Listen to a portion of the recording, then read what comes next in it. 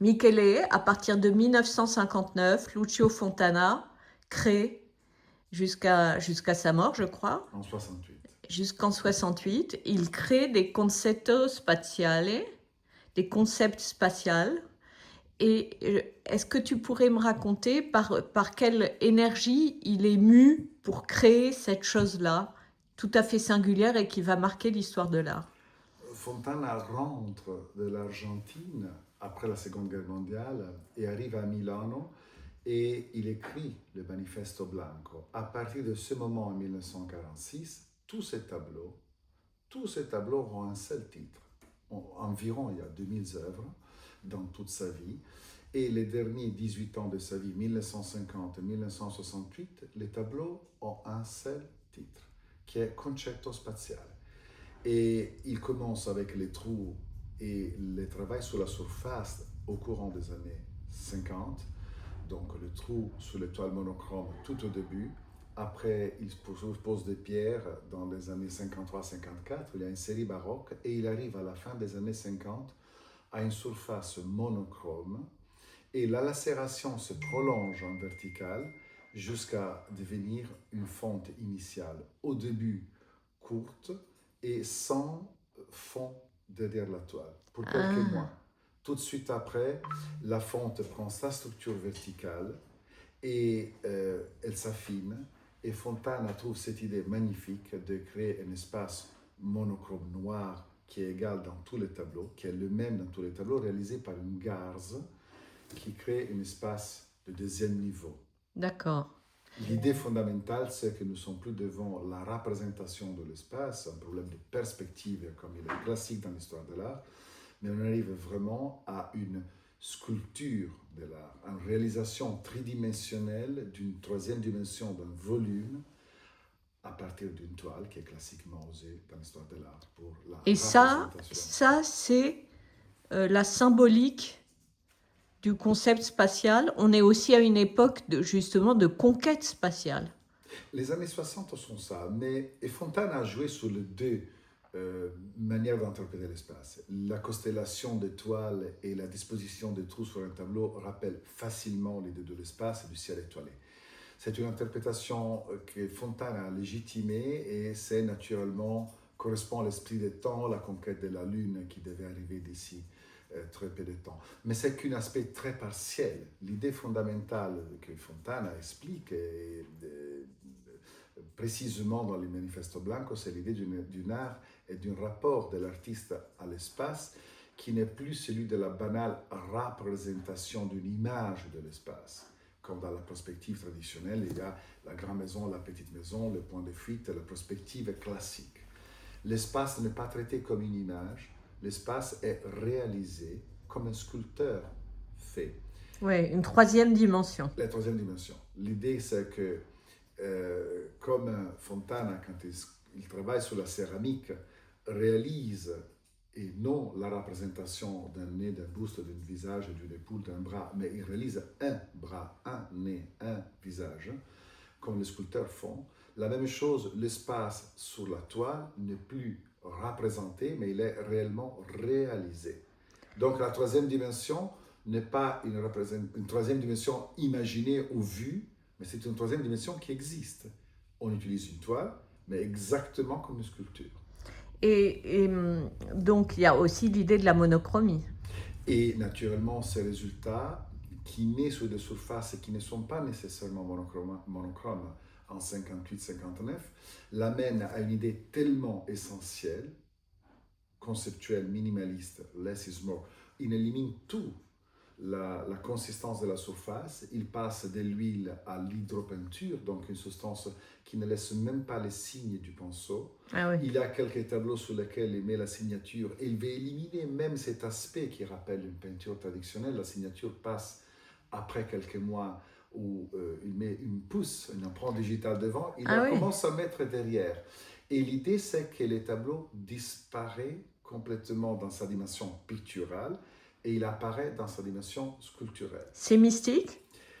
Ah oui, il y a derrière une vision, la littérature a écrit énormément sur ça, d'une dimension nouvelle, d'une troisième dimension, non seulement physique, mais mentale, la dimension de l'infini, parce que cet espace noir a une dimension, on ne sait pas où ça termine.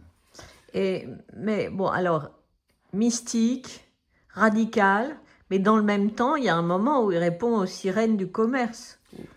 Fontana, c'est un homme qui est décédé en 68 avec un certain succès, un énorme succès de la critique, et une initiale, mais seulement dans les toutes dernières années, succès aussi économique, dans le sens qu'il a pu commencer à exposer à l'étranger, aux États-Unis, à l'Allemagne, de la France à l'Italie, et il a commencé à vendre ce tableau, mais il n'a jamais connu aucune grande richesse. C'est un homme qui a connu le succès les derniers 10 ans de sa vie. D'accord.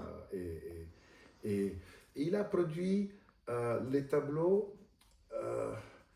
quelquefois indépendamment du marché. Par exemple, le cycle de Fini di Dio, qui est un cycle mythique Oui. de Fini di Dio, il a produit 38 tableaux et pourtant, les premières 3 expositions, il n'arrivait pas à les vendre et il était tellement dessus. Il y a toute une littérature des lettres qu'il a écrit sur ça. Les premières 2 expositions à Zurich et à Milan, à la Galerie dell'Ariete, n'avaient amené qu'à une grande déception, Fontana. Seulement l'année plus tard, à la Marlborough Gallery de Rome, il commence à les vendre et ça changera. Donc il produisait parce qu'il y croyait, c'était un grand homme de grande expérimentation. Mais il y a beaucoup de fentes quand même, monochromes sur le marché. On a l'impression que nous sommes devant une répétition parce qu'en effet, on associe les tableaux avec la fonte A et l'autre. Mais en réalité, l'ensemble complexe de la production de fonte est environ de 900 tableaux. Mais ce nombre de tableaux sont la plupart petits et non importants. Le marché est réduit à un nombre très limité de tableaux et la plus de la moitié est d'un format qui est moins de 50-60. Ah oui. Et les grands tableaux qu'on trouve dans les musées ou dans les grandes collections commencent à devenir vraiment rares et aujourd'hui sont des objets extrêmement convoités. Alors justement, comment est le marché aujourd'hui pour Fontana? Je veux dire, comment il se structure? Quelles sont les catégories particulièrement pour les fentes? Il y a dans les derniers mois, déjà, il faut dire que Fontana a plusieurs tableaux vendus au-delà de 10 millions d'euros. Il vient de se passer à peine il y a un mois un prix très important pour des tableaux de la série Venise. De la série quoi, pardon? Venise. Ce sont D'accord. 12 tableaux de 1,5 m pour 1,5 m que Fontana a réalisé en hommage à sa permanence à Venise, à la ville de Venise, tout au début des années 60. Un de ces tableaux vient de faire la semaine dernière aux enchères publiques 16,5 millions et c'était donc pleinement confirmé une estimation qui a été même dépassée. Il y a la série top iconique de la Fini di Dio et tout ce qui est vendu de Fini di Dio récemment est entre 20 jusqu'aux 29 millions de dollars, qui est la record. Entre 2015 et aujourd'hui, il n'y a aucun tableau de cette série qui a fait moins de 20 millions, sauf un qui avait un statut un peu particulier. Et ça, c'est vraiment des coups de... Non, les Fini di Dio, c'est des formats ovales. Ouais. Donc, la forme d'une œuf. Pas ovale, mais vraiment la forme de l'œuf. Ouais. C'est des tableaux... L'origine du monde. C'est un peu l'origine du monde. Il y a l'idée de la parole fin. Donc, il y a un thème qui rappelle la fin de Dieu, donc de quelque chose d'éternel. L'idée éternelle de la représentation de la peinture figurative est, d'après lui, finie. Et la naissance d'une art spatiale. Mais c'est très intéressant de raisonner sur la dimension de ces tableaux qui sont 1,78 m pour 1,83 m. Et cette forme d'œuf, qui est forme vraiment de la naissance de la vie, est la dimension exacte de la hauteur moyenne de l'être humain sur la Terre à ce moment-là. Donc l'œuf est vraiment l'origine de nouveaux êtres humains. À quel moment, je comprends? 1963, 63, ah, 64. Et si on devait structurer, expliquer le marché des fentes? Voilà, les fentes sont les plus connues, donc sont très convoitées par les collectionneurs partout dans le monde. Collection américaine, collection conceptuelle, collection plus classique de peinture, et ils sont naturellement représentés dans les plus importants musées. Et en général, deux couleurs rejoignent plus facilement depuis plus haut, et sont le rouge et le blanc.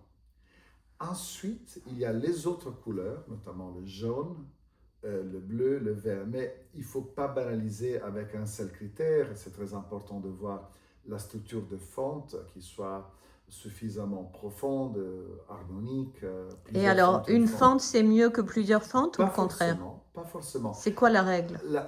Il y a des règles et heureusement bien des exceptions. Il est clair que les blancs et les rouges coûtent plus cher pour des raisons historiques. Quand Fontana a été à la Biennale de Venise, quand Fontana a réalisé ses grandes expositions, il a toujours privilégié la couleur blanche, qui est le maximum du minimalisme. Précisément. Donc, il a élevé même cet aspect chromatique.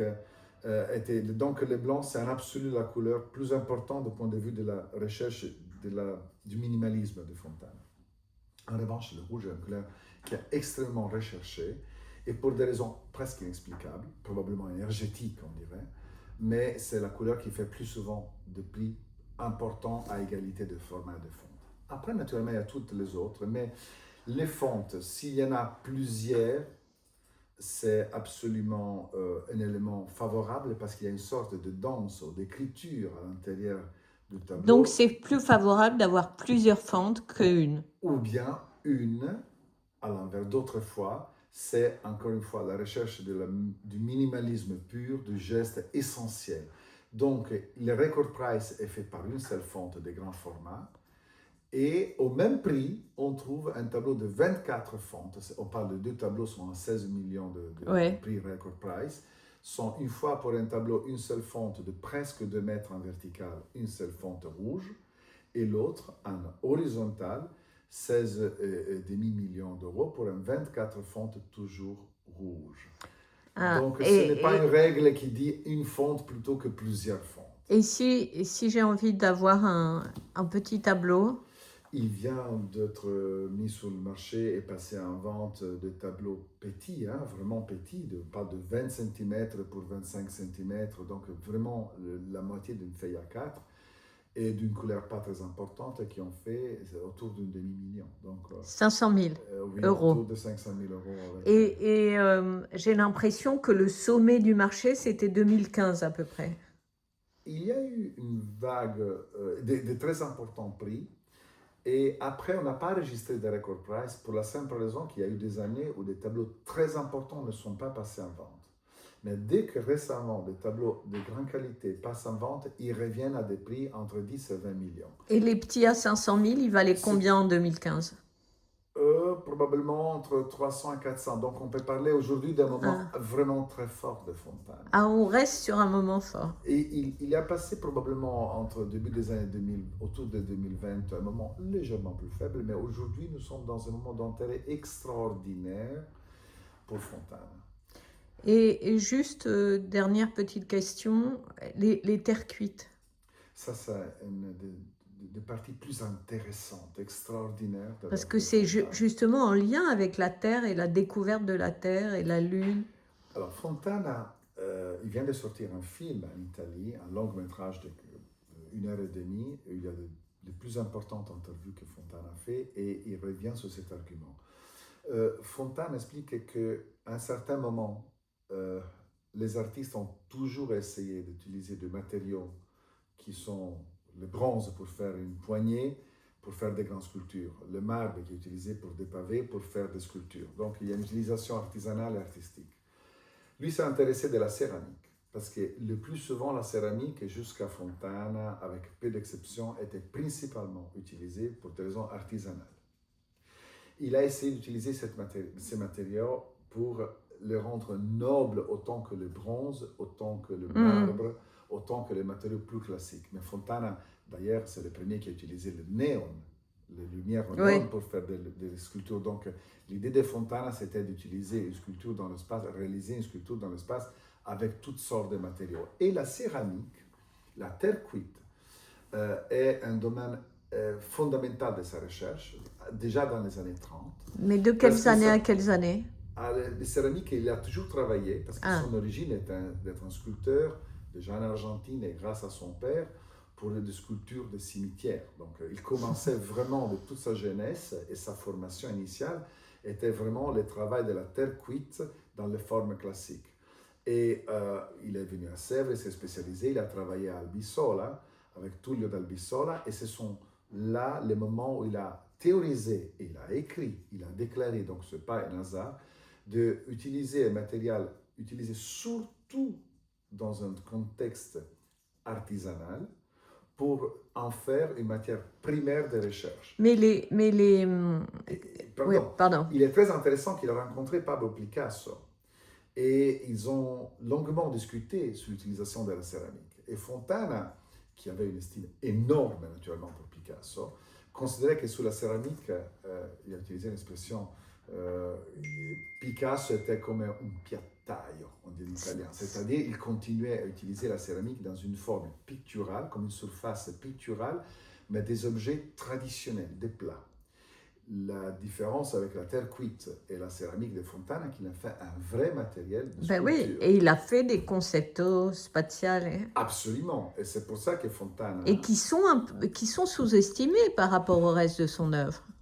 Fontana a été connu pas tout de suite pour cet aspect de sa recherche, donc c'est vrai que c'était au début un peu moins recherché, et le prix a été longuement plus bas par rapport au tableau. Et aujourd'hui? Mais aujourd'hui, quand on sort des assiettes classiques et on va vraiment sur les sculptures tridimensionnelles, aujourd'hui, il rejoint les prix importants. Il y a alors des Ces sculptures, Jésus sont dingues. ces sculptures de thèmes religieux ou parce qu'il a utilisé la terre cuite pour des interventions architecturales et avec l'architecte Borsani, par exemple, à Milano, il a décoré la plus importante maison de la bourgeoisie milanaise.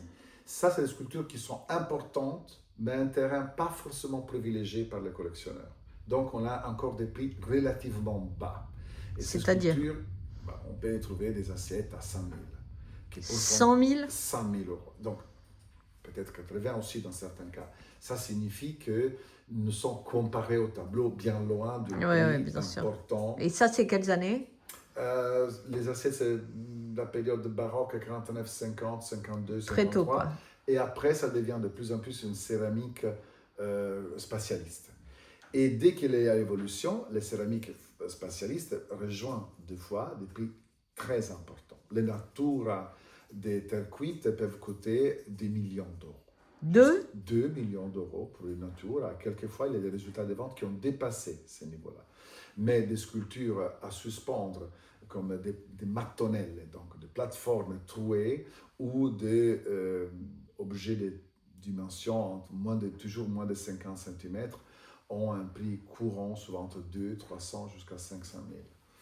Il y a après la plus importante expérimentation, la sculpture qui est au centre Pompidou en terre cuite et céramique, spatialistes du 49 et sont inestimables, sont la naissance même du spatialisme. En forme d'œuf? Non, sont vraiment de masses de matière manipulées donc avec la main et qui a construit un arc dans le vide qui recompose, qui rejoint la base. Donc c'est une sorte d'arc réalisé de manière informelle où les traces de main est absolument visible sur la manipulation de la matière. Donc, il a utilisé, quand on parle des sculptures de terre cuite et céramique, vraiment plusieurs cycles d'œuvres, mais même le plus simple, comme des assiettes baroques, effectivement coûtent bien autour de 100 000 euros, jusqu'à des sculptures qui aujourd'hui ont rejoint des valeurs très importantes. Grazie.